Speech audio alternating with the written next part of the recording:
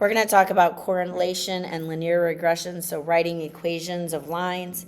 You talked about correlation in 8th grade. So this first set, most of our dots are trending in an upward pattern. This would be positive. These are trending down, negative. This is a nice group. We call this a cluster. And then I've drawn one more where they're just kind of spread out. There's no particular pattern, so there's no correlation here.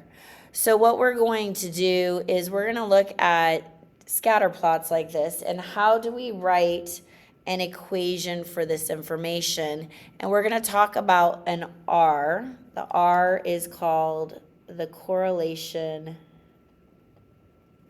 coefficient. And when we do menu 413 to get y equals mx plus b, like we've done in the past, we are looking at the R. There will be an R squared there, but we are looking at the R. And when we do the correlation coefficient, it is going to be a number between -1 and +1. So if our dots are super spread out when we do this, this is going to be a number close to 0. And we'll look at this in just a minute. If it is a moderate correlation, it is about positive or negative 0.5 to about positive or negative 0.85. And then a stronger correlation is going to be close to a -1 or a +1. And we'll look at some different examples of that. I'm also going to show you how to do this in Desmos. So if you're at home, you can also still complete this.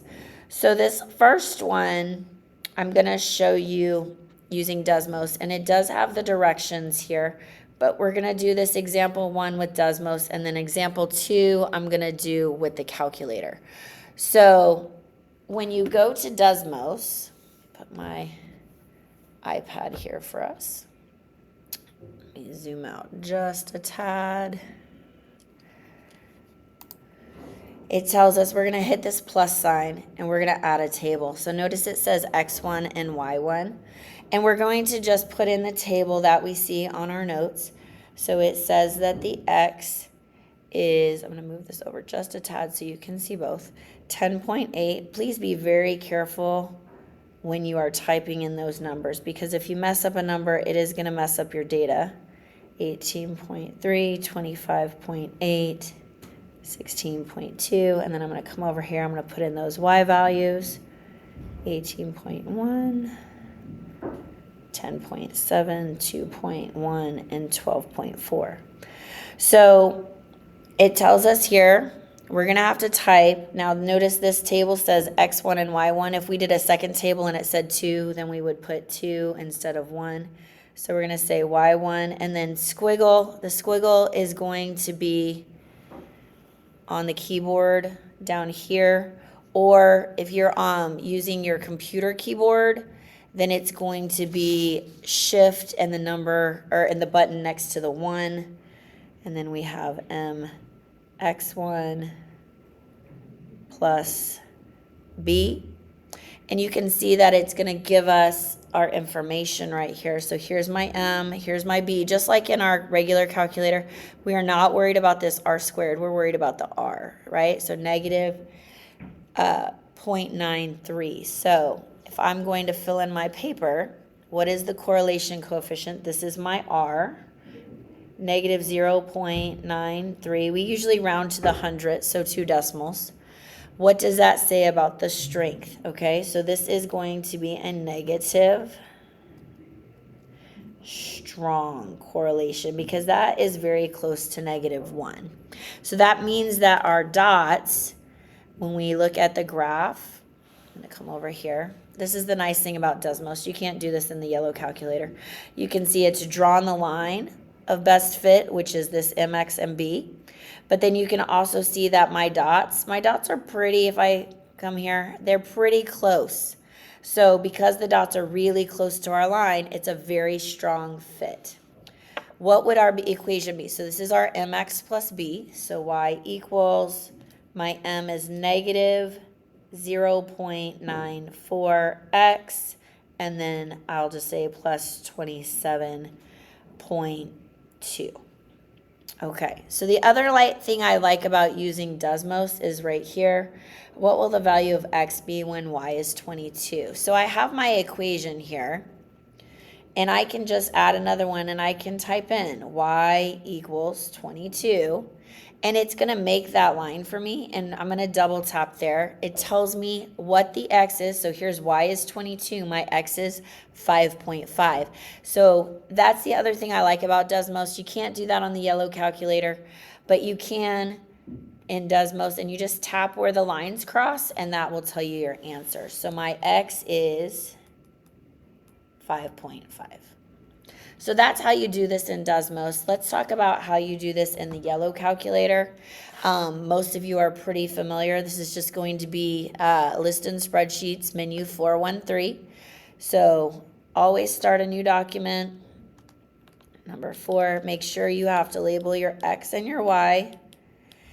Now remember, if this is a horizontal table, my x is on the top and my y is on the bottom. And admittedly, most of us are much faster with the yellow calculator because that's the one we're so used to. It's good for us to use both Desmos and the yellow calculator because they both have their pros and cons. So there's all my data. Looks like I did it correctly. That's good. So menu 413, x and y, enter, enter. So here is now, there's my m, there's my b. Now again, there's the r squared. We don't want that. We're looking at r. So what does the correlation coefficient indicate about the strength? So our correlation coefficient is positive 9.76, which would make that a 9.8. So this is going to be a very strong positive. Now, because we're using the yellow calculator, we're not able to see the picture like I showed you a minute ago. The line of best fit, so mx plus b, so y equals 2115x plus, we could call it 4035. And then how many will he have made in 10 years? Okay, so years is x, so this is saying x equals 10. Now, you can come over here to your Desmos, and I could go ahead and I can turn off all these that we've already done. And I could put in my equation we just wrote. I could say y equals 2115x plus 4035. It's very, very steep. And then I could say x equals 10. Now, finding where that crosses, I'm going to have to like scroll a bunch. So one of the other things that we could do, if x equals 10 and I have an x in this equation, I can plug 10 in for x on my calculator. So if I say 2115 times 10 plus 4035, can come over here, add my calculator, 2115 times 10 plus 4035, and I get about 25,185 patties in 10 years.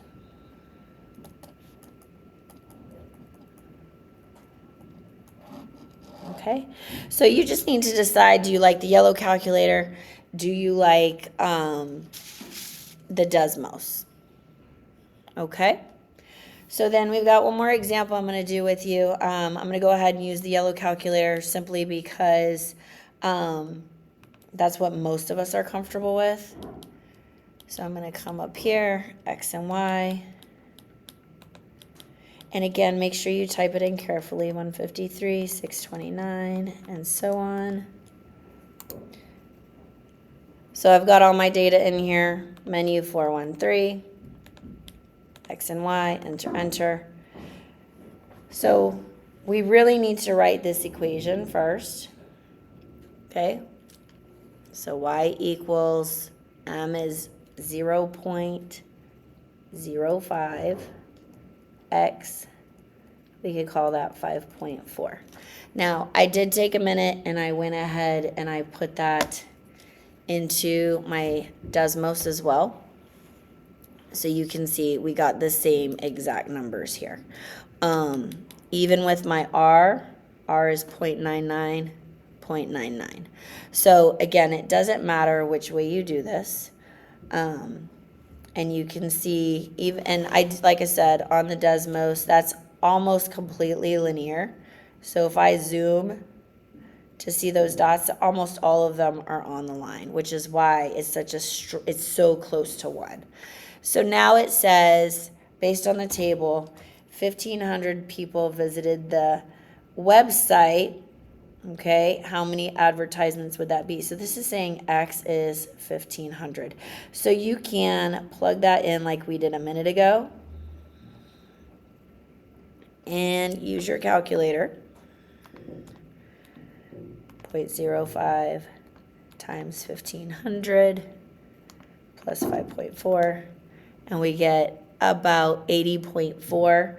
I could also, if you're using the Desmos, okay, so that was X equals 1,500, and I could double tap over here to see it is again. So I got 80.4 when I plugged it in because I rounded, or about 83.44. So as long as you get close, you can figure out, what's pretty close to your answer.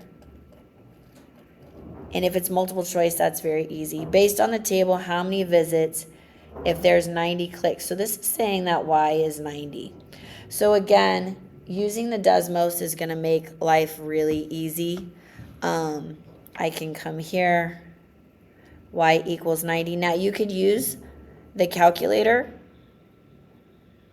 and you could then go to Desmos to type all the rest of this in. So 90 for the Y, about 1626. Okay? So X is about 1626. As far as your answer there. Okay? So choose the way you like best. Go ahead and finish your practice. I hope you have a great day.